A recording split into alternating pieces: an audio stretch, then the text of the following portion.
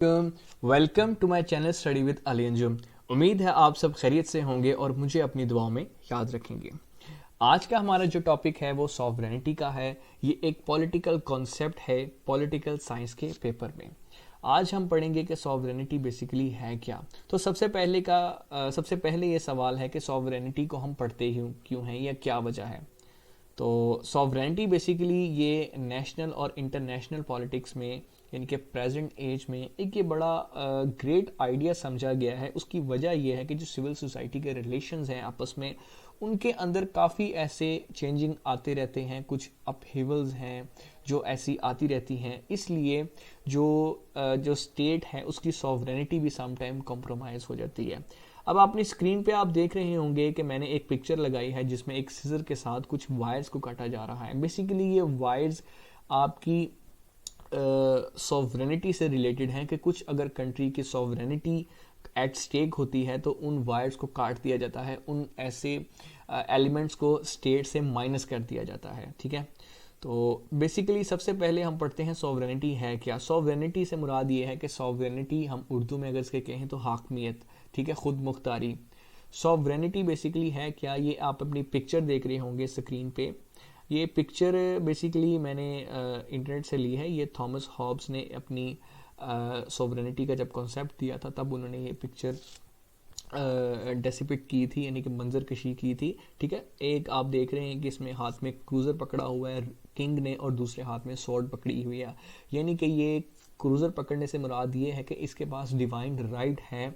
Divine right से मुराद के खुदा ने इसे ताकत दी है कि रूल करो रियासत को, और सोर्ड का मतलब ये है कि इसके पास सुप्रीम पावर और ताकत है। ठीक है, तो इसी तरह से अब हम सॉवरेनिटी की अगर बात करें तो सॉवरेनिटी का वर्ड है, इसका मतलब ही है कि अल्टीमेट पावर, ऐसी पावर जिसकी कोई हद नहीं। ठीक है, उसके पास सुप्रीम पावर है, वही आपके स्याह सफ़ेद का मालिक है, वही हर चीज़ का मालिक है। ठीक है, लेकिन ये है आपके वर्ल्ड के अंदर, ठीक है, दुनिया के अंदर, वेस्ट के अंदर, मगरिब के अंदर। लेकिन अगर हम सॉवरेनिटी की बात करें इस्लामिक पर्सपेक्टिव से तो हमारे लिए जो सॉवरेनिटी है वो हाकमियत जो सी है वो अल्लाह ताला की है। ठीक है, सुप्रीम जो अथॉरिटी है वो अल्लाह ताला है। ठीक है, अब इसको समझने के लिए इसमें जो डिफरेंट काइंड्स हैं, जो डिफरेंट टाइप्स हैं उसकी सॉवरेनिटी की, उसको समझने के लिए हम आगे पढ़ते हैं। ठीक है, तो सबसे पहले यहाँ पे जो एक पॉलिटिकल थिंकर है जिन्होंने सॉवरेनिटी का आप समझ लें कि मॉडर्न एज में कॉन्सेप्ट दिया अपनी बुक में, द रिपब्लिक, जो इनकी पूरी बुक है उसका नाम है the six book of the republic. Jean Bodin इनका नाम है। इनके मुताबिक जो सॉवरेनिटी है वो एक अल्टीमेट पावर है। ठीक है, ये बेसिकली डिफरेंट आप समझ लें कि पॉलिटिकल थिंकर हैं जिन्होंने सॉवरेनिटी की अपने अपने हिसाब से थ्योरी दी है। बेसिकली ये जो डेफिनेशंस हैं ये थेरीज हैं किन की। जीन बॉर्डिन के मुताबिक सॉवरेनिटी ये है, हुगो ग्रोटेस के मुताबिक ये है, थॉमस हॉब के मुताबिक उनकी ये सॉवरेनिटी है, जॉन लॉक्स के मुताबिक जो सॉवरेनिटी का कॉन्सेप्ट है वो ये है। इस तरह जैक्वेस रूजो इसका नेम है, उसके बाद बेंथम इनका नेम है। ये सारे क्या हैं, ये सब ने अपनी एक पॉलिटिकल ये सब ने अपनी एक सॉवरेनिटी की थ्योरी दी है। ठीक है, ये सारे बता रहे हैं कि सॉवरेनिटी इनके मुताबिक ये है। ठीक है, इसी में हम आगे देखते हैं कि जॉन ऑस्टिन की जो थ्योरी है, ठीक है, मोनेस्टिक थ्योरी ऑफ सॉवरेनिटी, ये क्या है, और प्लूरलिस्टिक थ्योरी ऑफ सॉवरेनिटी ये क्या है, ये हम इंशाल्लाह ताला ये नेक्स्ट लेक्चर में कवर करेंगे। ठीक है, कि हर एक पॉलिटिकल थिंकर के मुताबिक जो सॉवरेनिटी का कॉन्सेप्ट है वो क्या है। ठीक है, अब हम पढ़ते हैं यहाँ पे करेक्टरिस्टिक्स ऑफ सॉवरेनिटी, यानी कि खसूसियात सॉवरेनिटी की क्या हैं, कि अगर किसी चीज़ को हम सॉवरेनिटी कहते हैं या सॉवरन कहते हैं तो उसके अंदर क्या ऐसे एट्रीब्यूट्स, क्या ऐसे एलिमेंट्स होते हैं जिसकी वजह से उसको हम सॉवरेनिटी के कॉन्सेप्ट में लेके आते हैं। ठीक है, तो sovereign authority is the ultimate.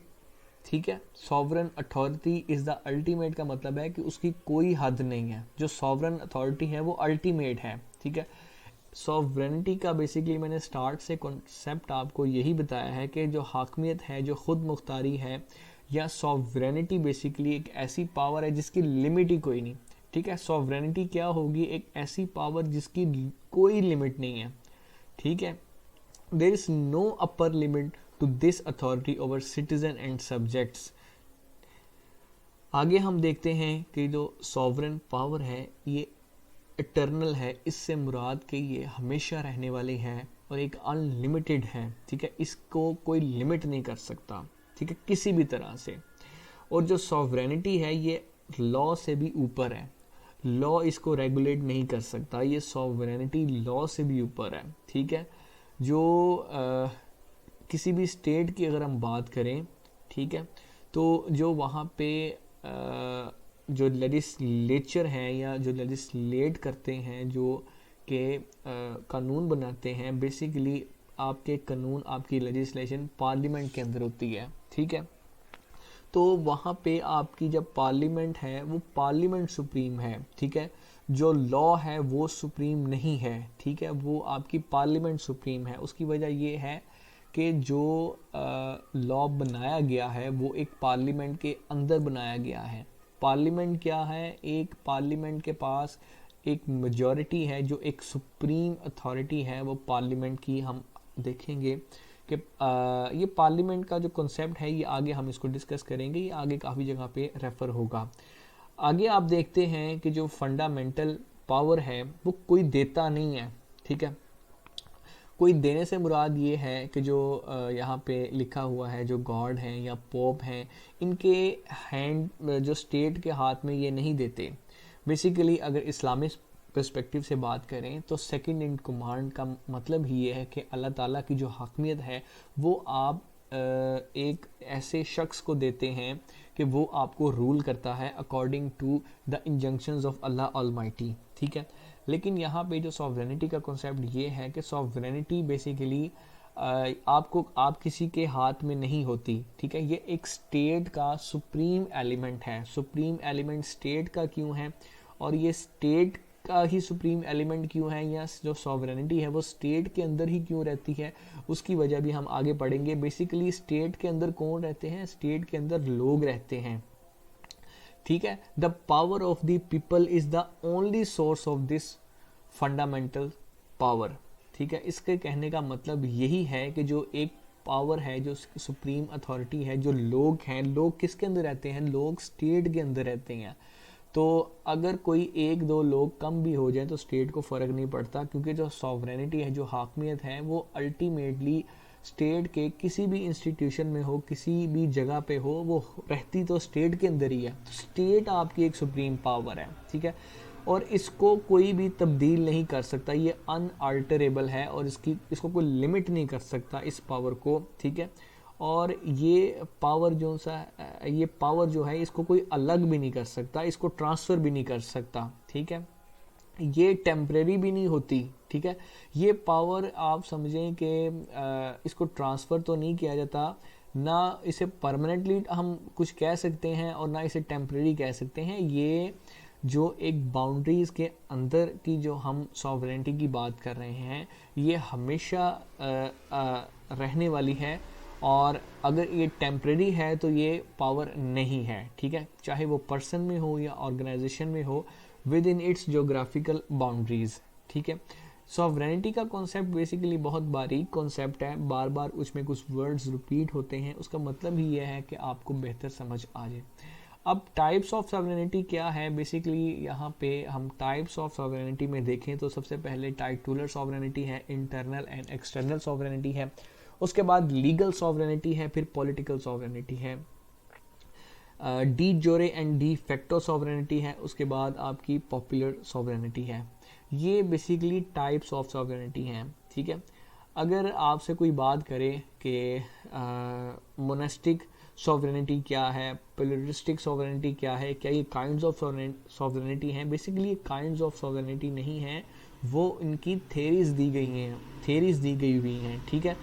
Type से मुराद ये होती है इकसाम, कि इस तरह की सॉवरेनिटी हो सकती है या इस तरह की सॉवरेनिटी है स्टेट के अंदर, ठीक है।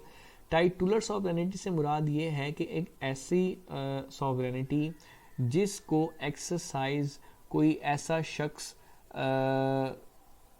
पावर रखते हुए भी ना एक्सरसाइज करे। जिस तरह जो क्वीन है ब्रिटेन की, आप अपनी स्क्रीन पे देख रहे होंगे कि इसके पास एक सुप्रीम अथॉरिटी है, ठीक है। ये किसकी सुप्रीम अथॉरिटी है? ये एक किंग है, लोग इसे मानते हैं किंग, तो ये एक सोवरन हुई, ये एक किंग हुई, लेकिन इसके पास किसी भी तरह की पावर नहीं है। पावर कहाँ पे है? इंग्लैंड में पावर, अगर हम ब्रिटेन की बात करें तो ब्रिटेन में पावर जो सी है वो पार्लियामेंट के पास है। किंग ऑफ जापान, ठीक है, इस तरह से प्रेसिडेंट ऑफ पाकिस्तान, जो प्रेसिडेंट ऑफ पाकिस्तान है इनके पास पावर्स नहीं है। पावर्स किसके पास हैं? President of Pakistan basically head of state हैं, ठीक है, वो सिर्फ स्टेट के हेड हैं, ठीक है। उनकी सिर्फ अथॉरिटी ये है कि वो कुछ चीज़ें अप्रूव कर सकते हैं, लेकिन असल पावर किसकी है? असल पावर आपकी प्राइम मिनिस्टर की है। प्राइम मिनिस्टर को पावर कौन देता है? पार्लियामेंट पावर देती है। तो अगेन जो सुप्रीम अथॉरिटी है, पाकिस्तान के पर्सपेक्टिव से भी बात करें तो पार्लियामेंट है।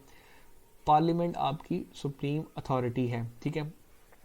टाइटुलर का मतलब बेसिकली ये होता है, एक टाइटल दिया गया है। सिर्फ एक टाइटुलर सॉवरेनिटी का मतलब ये है, एक टाइटल दिया गया है और उस टाइटल को एक सिंबल और एक ऑनर के हिसाब से देखा गया है कि ये एक सिंबल है, ये एक ऑनर है। सिर्फ एक टाइटुलर सॉवरेनिटी है, एक टाइटल की सॉवरेनिटी है, असल पावर इसके पास नहीं है। अब इंटरनल सॉवरेनिटी की बात करें तो इंटरनल सॉवरेनिटी से मुराद ये है कि आपके जितने भी स्टेट के इंटरनल अफेयर्स हैं वो आप उसमें किसी भी तरह की जो एक्सटर्नल मुदाखलत है वो नहीं चाहेंगे, ठीक है। आप इंटरनली और एक्सटर्नली दोनों सॉवरेन हैं। इंटरनली सॉवरेन आप इस तरह से हैं, आप किसी भी तरह का अपनी स्टेट के अंदर कानून पास कर सकते हैं, लेजिस्लेट कर सकते हैं, आप अपने डोमेस्टिक अफेयर्स को देख सकते हैं, आप अपनी पॉलिसीज़ इंप्लीमेंट कर सकते हैं, पॉलिसीज़ को फ्रेम कर सकते हैं, आप अपने इंस्टीट्यूशंस बना सकते हैं, नए इंस्टीट्यूशंस जो बने हुए हैं उनको ख़त्म कर सकते हैं। आप किसी भी तरह की अपनी ज्योग्राफिकल बाउंड्री के अंदर रहते हुए काफ़ी चीज़ों को मैनेज कर सकते हैं, कुछ प्लेंटी इम्पोज कर सकते हैं किसी के भी ऊपर, ठीक है। तो ये सारी आपकी इंटरनल सॉवरेनिटी है। अब आपकी हम बात करें एक्सटर्नल सॉवरेनिटी की, तो एक्सटर्नल सॉवरेनिटी सबसे पहले तभी रिकॉग्नाइज होगी जो आपकी जैसे आपको रिकॉग्नाइज किया गया है इसी तरह से दूसरी कंट्रीज़ को रिकॉग्नाइज किया गया है, तब वो जाके एक्सटर्नल सॉवरेन होंगी। एक्सटर्नल सॉवरेन से मुराद वो बाहर की किसी भी तरह की इंटरफेरेंस में अपने आप को शामिल नहीं करेंगी। जिस तरह हम रिसेंटली बात करें कि जो सॉवरेन स्टेट है जो रशिया, और दूसरी सॉवरेन स्टेट है यूक्रेन, रशिया यूक्रेन पर अटैक करता है, तो बेसिकली ये एक एक्सटर्नल सॉवरेनिटी की खिलाफ वर्जी है, जिसके लिए यूएनओ में कंप्लेन की जाती हैं या करते हैं। बेसिकली यूएनओ क्या है? यूएनओ एक 193 मेंबर सॉवरेन मेंबर स्टेट की एक कोलैबोरेटिव यूनियन है या एक ऑर्गेनाइजेशन है जो आपकी एक्सटर्नल सॉवरेनिटी है उस चीज़ का सबूत देती है कि आपके किसी भी तरह से जो एक्सटर्नल अफेयर्स हैं, एक्सटर्नल अफेयर्स से मुराद ये है कि आप किसी भी तरह की ट्रेड करते हैं, किसी भी तरह की किसी मुल्क के साथ आप इकोनॉमिक पॉलिसीज़ बनाते हैं, इकोनॉमिक अलाइंसेस बनाते हैं, पॉलिटिकल अलाइंसेस बनाते हैं, मिलिट्री अलाइंसेस बनाते हैं, ये आपकी मर्ज़ी है। आप सॉवरन हैं, आप कुछ भी कर सकते हैं, आप डिप्लोमेटिक रिलेशंस किसके साथ भी कायम कर सकते हैं।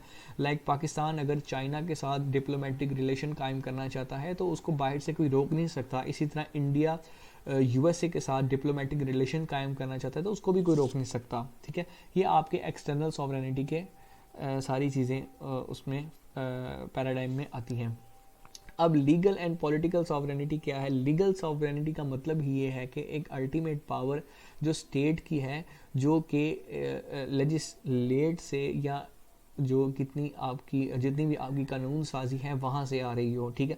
लीगल का मतलब ही ये है कि जायज़ सॉवरेन मतलब आपका ऐसा सॉवरेन जो कि जायज़ हो, जो लीगल हो, जो ऐसी पावर रखता हो लेजिस्लेट करने की। और लेजिस्लेट करने की पावर कौन रखते हैं? ये आपके जो पार्लियामेंटेरियंस होते हैं, और पार्लियामेंटेरियंस आपके इलेक्ट होके आते हैं, वो पॉलिटिकली सॉवरेन होते हैं, ठीक है। वो पॉलिटिकली सॉवरेन थे तो वो पार्लियामेंट में आए और उन्होंने आके लॉ को लेजिटिमेट सॉवरन लॉ में कन्वर्ट किया, लेजिटिमेट सॉवरन लॉ बनाया, ठीक है। जो आपके जो आपके पार्लियामेंटेरियंस हैं ये पॉलिटिकली सॉवरन हैं, ठीक है। पॉलिटिकली सॉवरन से मुराद यही है कि आपके जो पार्लियामेंटेरियंस हैं, जो पार्लियामेंट के अंदर बैठते हैं, उनको पॉलिटिकल फ्रीडम है कि वो पब्लिक की ओपिनियन को देखते हुए, पब्लिक के रिएक्शन को देखते हुए जो लीगल सॉवरन डिसीजंस हैं वो करें, जिससे लीगल जो कि सॉवरेनिटी है उसमें लॉज बनाए जाएं, ठीक है। अब हम डी जोरे और डी फैक्टो की बात करें। डी जोरे बेसिकली आपकी ऐसी सॉवरेनिटी है, ऐसी बात है जिसमें कि आपका जो प्रेसिडेंट है, जिस तरह प्रेसिडेंट ऑफ पाकिस्तान, जिसे मैंने बात की कि प्रेसिडेंट ऑफ पाकिस्तान बेसिकली उसके पास कुछ अथॉरिटी नहीं है, ठीक है। वो सिर्फ एक टाइटुलर सॉवरेनिटी के स्फीयर में आता है। तो बेसिकली डी जोरे भी यही है कि जो आपका चीज़ों को सिर्फ डिक्टेट करवा सकता है, उसके पास इतनी कमांड नहीं है कि वो उस चीज़ को फोर्सफुली मनवा सके, लेकिन आपके प्राइम मिनिस्टर के पास पावर है, ठीक है। डी जोरे का मतलब यही है कि बाय फैक्ट्स, और डी फैक्टो का मतलब यही है कि बाय एक्चुअल रियलिटी, ठीक है। एक्चुअल रियलिटी से मुराद है लीगली उसके पास लेजिटिमेट पावर हो, ठीक है होगा। अब हम बात करते हैं पॉपुलर सॉवरेनिटी की। पॉपुलर सॉवरेनिटी बेसिकली ये जो कॉन्सेप्ट है ये जब नेशन स्टेट्स इमर्ज हो रही थी तो तब बहुत ज़्यादा इस पॉपुलर सॉवरेनिटी के कॉन्सेप्ट को देखा गया, जिसमें हम रेवोल्यूशंस देखते हैं, लाइक ग्लोरियस रेवोल्यूशन है, ठीक है, जो इंग्लैंड में हुआ, ठीक है। तो इसी तरह से हम डिफरेंट वर्ल्ड के रेवोल्यूशंस देखते हैं। फ्रेंच रेवोल्यूशन है, इसके बाद जो आपका जनरल विल का कॉन्सेप्ट दिया, ठीक है, रूसो ने, उसमें क्या है, जनरल विल बेसिकली यही है कि जो लोगों की बात है, लोग सॉवरन हो, लोगों की सुनी जाए, लोगों के पास पॉपुलर सॉवरेनिटी हो, लोगों की हाकमियत हो, तो वहाँ से ही आपकी डेमोक्रेसी की एमरजेंस होती है। एमरजेंस तो डेमोक्रेसी की तभी हो गई थी 16th सेंचुरी में, जब के लोगों की हाकमियत का कॉन्सेप्ट आया, नेशन स्टेट आया। तो ये सारी पॉपुलर सॉवरेनिटी बेसिकली आपकी डेमोक्रेटिक सॉवरेनिटी भी कही जाती है, ठीक है। अब popular sovereignty under the following characteristics का मतलब यही है कि इसमें आपके जनरल या आपका एक पार्टी सिस्टम है या इलेक्शन सिस्टम्स हैं, जो सोर्स ऑफ गवर्नेंस हैं, ये सारे कैरेक्टरिस्टिक्स अगर सारी इसके अंदर चीज़ें पाई जाएं तो ये पॉपुलर सॉवरेनिटी होगी, जिसमें active participation of all public, ठीक है, जो सारी पब्लिक की पार्टिसिपेशन होगी गवर्नमेंट में, इंक्लूडिंग जितने भी एडमिनिस्ट्रेशन डिपार्टमेंट है, तब जाके ये एक जो सॉवरेनिटी का कॉन्सेप्ट है इसको पॉपुलर सॉवरेनिटी कहा जाएगा, जिसमें लोगों की पार्टिसिपेशन होगी, ठीक है। तो आगे हम चलते हैं इसके कंक्लूजन और क्रिटिकल एनालिसिस की तरफ। तो बेसिकली वर्ल्ड बैंक और IMF की अगर हम बात करें तो सॉवरेनिटी का कॉन्सेप्ट यही है कि आपकी जो वर्ल्ड बैंक है वो IMF हैं, आपकी ऐसी पॉलिसीज़ बनाते हैं जिसमें आपको अपनी सॉवरेनिटी एट स्टेक लानी पड़ती है, सॉवरेनिटी कॉम्प्रोमाइज़ करनी पड़ती है। बेसिकली जो चैलेंजेस हैं सॉवरेनिटी को ग्लोबलाइजेशन में वो यही हैं कि जो वर्ल्ड की इकोनॉमिक एक्सपीरियंसेस हैं या किसी भी कंट्री की इकोनॉमिक एक्सपीरियंसेस हैं, उनकी जो इंडस्ट्रियलाइजेशन है उसको इंक्रीज़ करने के लिए उनकी जो इकोनॉमिक डिपेंडेंस है वो रिड्यूस कर देती है सॉवरेनिटी की पावर को, ठीक है। पुअर और डेवलपिंग कंट्रीज जो से हैं वो डिपेंडेंट होते हैं रिच कंट्रीज़ के ऊपर for advance technology and capital, finance capital, ठीक है। आपकी इन्वेस्टमेंट रुक जाती है। बेसिकली यही वजह है कि आपकी किसी भी कंट्री में इन्वेस्टमेंट तभी होगी जब आप दूसरी कंट्री की जो टर्म्स हैं उसको डिक्टेट करेंगे, ठीक है। डिक्टेट से मुराद ये है कि आप उसको मानेंगे, दूसरी कंट्री जो टर्म्स है वो डिक्टेट करेगी और आप उसको मानेंगे, ठीक है। इसी तरह से जो IMF है वो जो कंट्रीज़ को लोन देता है वो यही है कि आपकी सॉवरेनिटी एट स्टेक होती है, आपको उनकी टर्म्स एंड कंडीशंस सुननी पड़ती हैं। इसीलिए जो सॉवरेनिटी का कॉन्सेप्ट है 21st सेंचुरी में, ठीक है, या मॉडर्न एजेस में वो बहुत ज़्यादा एक इन्फ्लुएंस समझा जाता है, ठीक है। तो जो डोमिनेशन और कोहियन है लार्जर पावर की वो इस तरह से अगर आप समझ लें कि जो नेटो है, ठीक है, अगर नेटो का कॉन्सेप्ट क्या है कि मिलिट्री अलायंस है जियो के जो पावर है, ठीक है, power has Jio paradise the sovereign and individual existence of the nation state. तो बेसिकली जो मिलिट्री अलायंसेस आप बनाते हैं, जो एक जॉइंट सिक्योरिटी आप कायम करते हैं, आईडीएफ है उसके आईडीएफ को निगेट करती है, ठीक है, उसके मुताबिक ये उसके अगेंस्ट है। सॉवरन का तो मतलब ही है कि आप हर तरह से सॉवरन है। अगर आप मिलिट्री अलायंस बना लेंगे तो एक स्टेट की दूसरी स्टेट के साथ जो मिलिट्री अलायंस है, तो इसका मतलब आपको दोनों को साथ ही लेके चलना पड़ेगा, ठीक है। ये चैलेंजेस आजकल जो जो सॉवरेनिटी के मॉडर्न एजेस में देखे जा रहे हैं। इसी तरह से इंटरनेशनल ऑर्गेनाइजेशंस हैं, लाइक आपके इंटरनेशनल बॉडीज़ हैं, आपकी किसी भी तरह की अगर आप काम करना चाहते हैं किसी भी कंट्री के अंदर, किसी भी मुल्क के अंदर, जिस तरह मल्टीनेशनल कॉरपोरेशंस हैं, बेसिकली ये क्या है, ये मल्टीनेशनल कॉरपोरेशंस अगर किसी भी कंट्री में जाती हैं तो ये अपनी टर्म्स एंड डिक्टेट करवाती हैं। लाइक नॉम चॉम्स्की जो एक प्रोफेसर हैं लिंग्विस्टिक अमेरिकन, वो कहते हैं कि जो ट्रांसनेशनल कॉरपोरेशंस हैं, जो मल्टीनेशनल कॉरपोरेशंस हैं, वो रूल करती हैं वर्ल्ड को, ना कि एक सॉवरन स्टेट अपने आप को खुद रूल करती है या उसका रूलर रूल करता है, ठीक है। इसी तरह से इंटरनेशनल लॉज की अगर हम बात करें तो इंटरनेशनल लॉज भी यही हैं कि जो सोवरेनिटी का जो ट्रेडिशनल कॉन्सेप्ट है उसको निगेट करते हैं 21st सेंचुरी में। और इस तरह की जो सोवरेनिटी है, this modern sovereignty can be called as cooperative sovereignty, ठीक है। उसे हम मॉडर्न सोवरेनिटी जो अब है उसे हम बेसिकली कोऑपरेटिव सोवरेनिटी कहेंगे। कोऑपरेटिव सोवरेनिटी से यही मुराद है कि आपकी जो इंटरडिपेंडेंस है किसी भी कंट्री की दूसरी कंट्री में बहुत ज़्यादा है, ठीक है। ये था आपके आज के लेक्चर का एक छोटा सा सॉवरेनिटी का ब्रीफ कॉन्सेप्ट। मैंने इसके बारे में आपको इतनी डिटेल से नहीं बताया। अगर आप ये नेट से पढ़ेंगे तो आपको मज़ीद इसकी डिटेल्स मिलेंगी। ये जस्ट मैंने आपको एक ओवरव्यू दिया है अपनी तरफ से लेक्चर को डिलीवर करने के लिए। जितनी भी मैंने आपकी टाइमलाइन है उसको देखते हुए इसको डिलीवर किया है, तो आपका बहुत शुक्रिया। इंशाल्लाह फिर मिलेंगे। अल्लाह हाफिज़।